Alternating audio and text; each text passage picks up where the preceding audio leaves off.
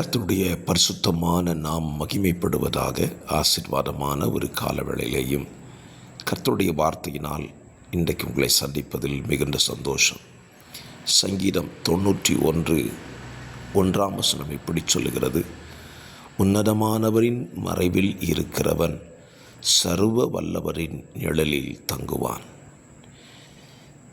உன்னதமானவருடைய மறைவில் நாம் இருந்தால் நமக்கு கிடைக்கிற ஆசீர்வாதம் ஏராளம். 2ஆம் வசனம் முதல் 8ஆம் வசனம் வரைக்கும் உள்ள ஆசீர்வாதத்தை சொல்லுகிறார். இதே சங்கீதத்தில் 2வது ஒரு காரியத்தை சொல்லுகிறார்: எனக்கு அடைக்கலமாய் இருக்கிற உன்னதமான கர்த்தரை உனக்கு தாபரமாய் கொள்வாயானால் அதற்கு பின்பு உள்ள ஆசீர்வாதம் ஏராளம்.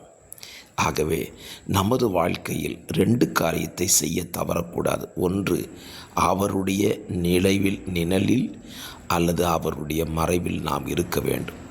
2வது, அவரையே நாம் தாபரமாய் கொள்ள வேண்டும். இந்த 2 காரியத்தை நாம் செய்யும்போது அவர் நம்மில் மகிமைப்படுகிற தேவனாயிருப்பார்.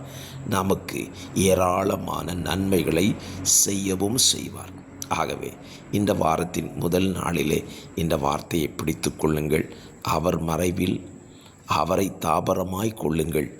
அவர் உங்களை பாதுகாத்து கொள்ளுவார்.